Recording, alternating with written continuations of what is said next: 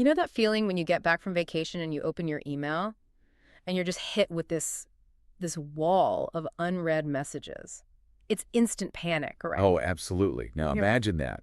But it's security alerts. thousands of them every single morning. That's the daily reality for so many security teams. Yeah. I mean, they are completely drowning in data, but starting for actual insight.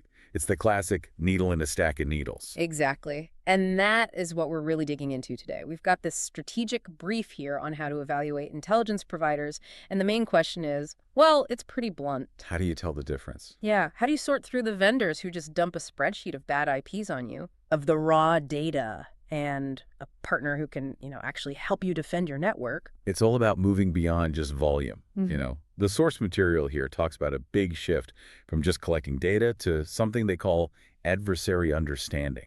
Okay, I have to say adversary understanding sounds a little, I don't know, a bit like marketing fluff. What does that actually mean for an analyst in a security operations center? Well, think of it like this. A raw data feed gives you a bunch of isolated dots on a map, a file hash here, a malicious domain there, your standard IOCs. Indicators of compromise, right? Right.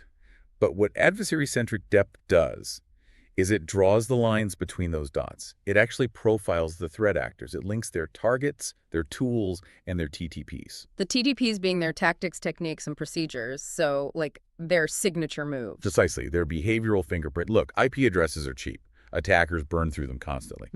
But a group's behavior, how they move through a network, the specific exploits they favor, that is much, much harder for them to change. So you get a story, a coherent narrative, as the brief puts it, instead of just random alerts. That's the goal. That narrative idea seems key. The brief also mentions continuity and recurrence.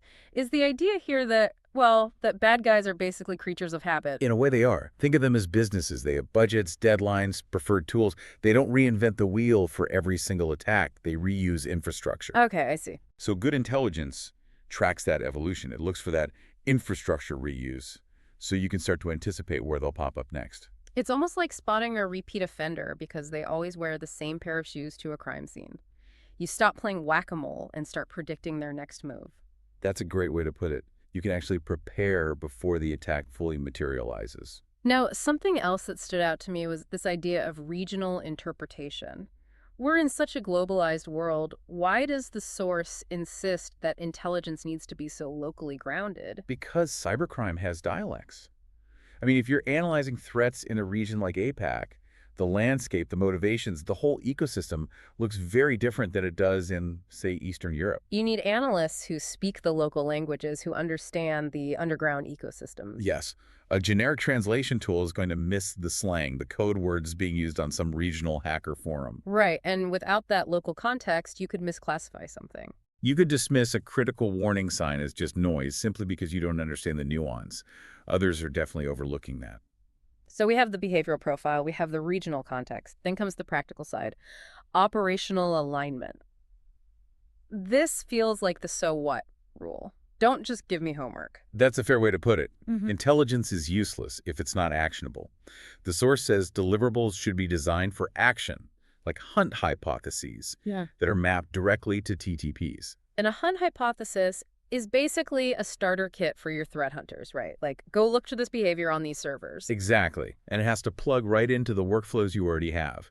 If your team has to copy-paste data across 3 different screens just to make sense of an alert, it's not operational. It's a bottleneck. Okay. And the final piece, which feels huge for any CISO trying to justify decisions, is trust.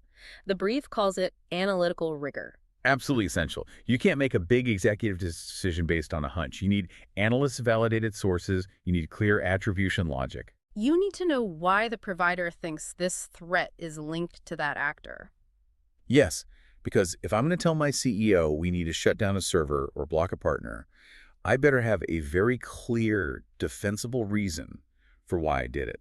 That makes perfect sense. The brief actually mentions providers like ThreatVision as examples of who is trying to embody these standards, trying to provide that clear logic. They're trying to bridge that gap between just having data and actually having a defense strategy. So to pull this all together, it sounds like we're moving from a focus on volume to a focus on value. For a CISO, especially in a complex region, this is the difference between what the brief calls noise and foresight. Foresight, that is the key word. Which I guess brings us to our final thought for you. Yeah. We spend so much of our time just reacting to red lights, right? Stopping threats as they hit the firewall. But you should ask yourself, is your intelligence provider just helping you slam on the brakes? Or are they giving you the ability to see the traffic pattern changing, say, 3 miles down the road? Because if you can see that pattern changing, You can change your route long before you ever get stuck in the traffic jam. something to think about. Thanks for tuning in.